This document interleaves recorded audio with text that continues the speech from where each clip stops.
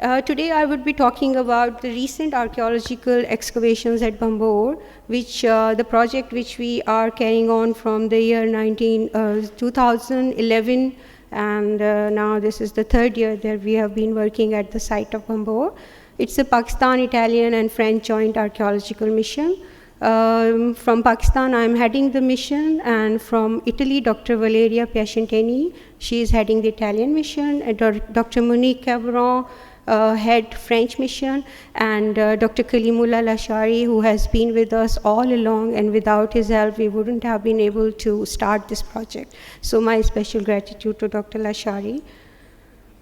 A little bit of background, as you might know, that Bambor is a major archaeological site located on the Indus Delta, and this was one of the main reasons that after my work of about 15 years in the Indus Delta, and I carried out 2-3 other excavations at Rattokot and Juna Shah Bandar. So we realized that it is very important to carry on archaeological research again on the site of Bambor to have a link between all these trade ports which we were studying in the Indus Delta. It is connected to a larger Indian Ocean maritime trade. It was a major port of call. The trade thrived during late classical and early medieval period here, and identical material has been unearthed in the region. Here is the location of Bambor. You can see the other sites where we have worked. Not only these sites, but we have gone through each and every feet of this Indus Delta, which was a very tough area. Indian Ocean Trade Network was connected with Berenike on African coast, Manda, East Africa, Kilwa, Khana in Yemen, Kish, Hormuz, Sohar in Oman, Siraf in Iran, Bambor in Pakistan, Beri Gaza in Western Bharat, Erikamito in South Bharat, and Mantai in Sri Lanka. So the other contemporary sites of Bambor are Susa, Samara, Kalat, Bahrain, Tees, Dharan, Hufuf, Ray, Nishapur, Damgan, Lashkari Bazar, Bamiyan, Sevan, Brahmanabad, and Mansoura in Pakistan, Sindh. The reasons why we started this excavation again, the excavations had already carried out by the Department of Archaeology and Museums from 1958 to 65. Small brochure of about 50 pages was published, and this was the only report written by Dr. F.A. Khan which was available with us to study the site of Bambor. And one of the old members of the team member of Bambor, Dr. Mughal, is here with us today. What was the origin of the settlement? We didn't know. Complexion of the pre-Islamic settlement and its subsequent developments, composition of society, architecture and arts, changes brought in by inception of Islam, what was the role of the port town in the overall Indian Ocean maritime trade, understanding explanations with regard to earlier excavated material. The great amount of ceramics unearthed were never classified, analyzed, compared with other site materials, and not dated accurately. The intermediate work started sorting of the ceramics during my tenure in the exploration and exploration branch. By chance, I was acting director of the site and of the exploration branch, and I had 50,000 rupees in my hand, so I thought, why not go to Bambor and clean the stores, which you can see the condition of the store where the pottery was lying of all those years excavation was like this. It was a great task. And I took few men of my exploration branch and we started working on this site. We had to sort out the whole pottery. And Dr. Kalimullah Lashari was with us all along. This is how my team worked on all these things, on these potsherds and glass and other material. And then we, with our limited budget, we could sort out, and we had some stands where we kept this pottery. The goal of the fresh excavation was to open the trenches to offer a fresh stratification to the old sherds and compare them to the next unearthed, because we couldn't find out the stratigraphy of the old sherds. In February-March 2011, under the Secretary of Culture, Government of Sindh, a Pakistani, Italian, French team carried out a survey on the site of Bambor. This survey produced a photo cover of the citadel of Bambor, a new and accurate plan, the leveling of site, setting permanent benchmarks, building of GIS, including all buildings and artifacts in a unique e-networking. This is the photo of Bhambor's fort where we plan to work, and these photographs have been taken by a kite camera. This was the first time in Pakistan that such photography was done, and we were able to create such a nice aerial photograph. And here the topographic map, contour map, and here you can see the trenches. This is actually 2011 and 12, and then Pakistani trenches and French trenches can be seen. Some of the pottery I'm showing you from 2012 season. This is also from 2012, Chinese Changsa painting and imported glaze pottery. Some beautiful metalwork. It's a very, very tiny piece of jewelry. And we had established a portable lab with the help of the Italian mission, which was working on the site. And as soon as we are getting out the material, we are giving it to the laboratory, and they are analyzing preliminary for us, and then we can write the preliminary report about the objects we discovered. This is the stratigraphy from the previous year, 2012, and you can see the stratigraphically placed all the potsherds, which I just showed you. The preliminary results of the pottery showed us that the fabric was, it strongly suggested that it was local production, and origin for most of the pieces was local. Pieces of large storage glaze jars have been found from Trench 5 and all, which I'm not showing you here because I had to curtail to come to 2013 and 14. Then there is a large variety of pottery having diverse shapes and sizes. The pottery is amazing, and it would take years to study those beautiful potsherds which we have discovered. And one more thing we are doing with this pottery is that we are creating 3D images, and one can see the whole, just with the help of a small potsherd, one can see the whole pot. I'm sorry we couldn't fix it here with this system, but maybe next time. And this is the 3D map of the site which we did with the help of the Italian cartographer. One can see the white squares. Those are our trenches of 2013 and 14. And this is the contour map with the trenches. And Trench 7, this year we opened 3 trenches. This is Trench 7, which is actually we wanted to see the dividing wall, or the wall which is intersecting in the middle of the fort. It was 18 into 7 meters, including the tower, and elevation was 14 meters. There were 4 distinct structures. Part of 3 rectangular buildings were exposed. 2 to 7 rows of rubble masonry in the dark gray mortar was exposed.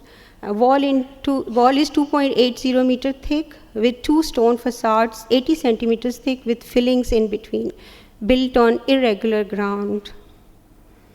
Some filling in the tower, which was old pottery, which was filled in the walls of the tower, which was very, very interesting from very old period till the date of this wall. And here is the building B under the tower, which I just showed you. Building A was at the west of the building, building A west of building B. Here one can see the burnt floor.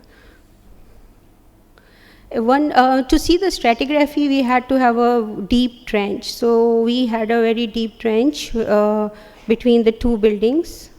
And here's some very interesting stone was discovered under all these layers. It was just lying on the ground. We don't know the purpose of this yet. And under this stone, we could see the road, which was connecting these 2 buildings, and it showed that this road was always there during the old time period up to the recent layers. This was the space between the 2 buildings and the wall. And then coming to this kind of Parthian red polished ware. And one very interesting thing was this copper piece, which seems to be a coin, but due to corrosion, we are not able to read it yet, but we are working on it. And one sword was discovered lying on the road in between the 2 buildings. And then coming to the Trench 8, Here we excavated 2 rooms, and on the west we tried one trench, but due to huge stones, we didn't go further on the west. And this was the room where these 3 skeletons were discovered, and the third one, it is half buried under the wall. The posture of the skeletons suggests that they were buried in the same position, facing north and west. Their face was towards west. But we can't find any evidence that whether this was a grave or not, because these were just covered with the stones. So there was no evidence of grave, but actually they are buried. So maybe they were reburied after the earthquake. Then under these skeletons, we found this huge stone. And you can see that one with the big hole on top of that. That shows that there was some metal factory. We found a lot of copper balls, small copper balls, and the so-called molds from that area. Trench 6 was on the western side of the fort. And here you can see the work on the architectural remains. Out of the results show that the architecture was out of urban plan. The use as a warehouse, the large room on north with 2 on south. Walls exist up to 3 meters to 1 meter in height. Southeastern room had floor plastered. Southwestern room had a wooden floor. A platform was added on the north here, and maybe this platform was for the traders, animals who were coming for the trading. So most probably this area was used for traders who were coming for exchange of the materials. And here one can see the arch. We found one demolished arch also in this area. Building was reoccupied after abandonment. Sherds around the building suggest 11th century. Gypsum and mother pearl locally produced. We got this evidence as well. And shells were worked in high, you can say, in abundance. We found shells in abundance, and Professor Mark Knoyer would like to work maybe because that's his specialty. And this is one thing very, very curious we would like to study further in this. We had a deep section at the south of the trench 6 to fix the stratigraphy. From 5 meter to 4.40 meters. This was a very deep trench, and type of occupation and layers were different from earlier, which was cut in 2012 and 13. Late and early Abbasid layers up to 2.7 to 50 meters. We found fireplaces, pits and layers of ashes, floors seen of earth and plaster at 3.96 and 2.27 meters. Evidence of the fire between the two was quite clear. Here you can see the fire layer. The fire is related to wall 115. Wall 115 is 2.06 to 3.09 meters of stone and mud bricks onwards, 3.40 meters. We found Islamic ceramics at the end at 2.5 meters, the end of Islamic ceramics at this 2.5 meters, possibly no connection to invasion of 711th century.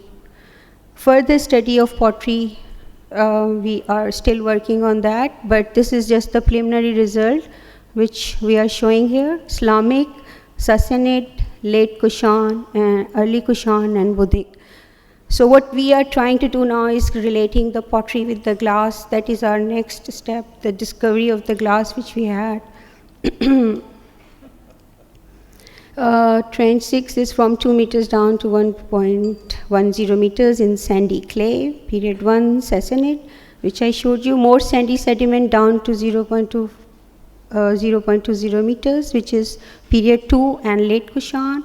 And then in mud and slit up to the water, period 3, early Kushan, period 2, subjected to frequent flooding. So we still are working on the dating. It is not a confirmed dating. Here one can see the trench 6, which I spoke about just now. And here, this is something which is very, very interesting, and one needs to work further on these molds, which are of different sizes, and we found a lot of copper balls in these molds, and some of the flat copper pieces as well. Coming to the glass is very, very intriguing and very, very interesting. So I'm working on the scientific investigations about the glass which we discovered during these 3 years. Not only these, but the previously excavated glass which is in the museum. One can go and visit that museum and see the beautiful glass which we have. Yeah, so. Okay, so I will just go through it quickly. My time is up. Just about elemental analysis of excavated glass. This is I'm doing with the Center for Pure and Applied Geology, University of Sindh, Jamshoro. And here is, you can see the chemical analysis, the elemental composition of the glass, sodium, magnesium, aluminum, and silicon. So these are some very, very exciting results which we are getting with the help of geology lab. And here are some elemental analysis results. I'm sorry, I didn't realize that how much time I've taken, but I'll just go through this. And then the strontium analysis, for which Dr. Professor Mark Neuer has funded this project, and we got some very interesting strontium results, and we can relate the strontium levels of the countries which I'm showing on the left with the Bambor strontium analysis. And they are very, very accurate as per given the relative dating already in the books, so it's very exciting. You can see the strontium levels, the Bambor, and so I'm sorry, I'm just at the last. And this is Bambor's strontium level here. Only one sample is sample's strontium level is equal to Indian strontium level, and unfortunately we don't have any strontium level for Pakistan. So I'm still working on that, and I'm sure that we will be getting very, very exciting results about the provenance of glass, that where it was made and how it was made. And here I'm just giving you the strontium levels in the region. Maybe next time I will be able to give you more detailed results of this glass. I don't want to take much time. I'm already up. And thank you very much for listening to me and giving me this opportunity.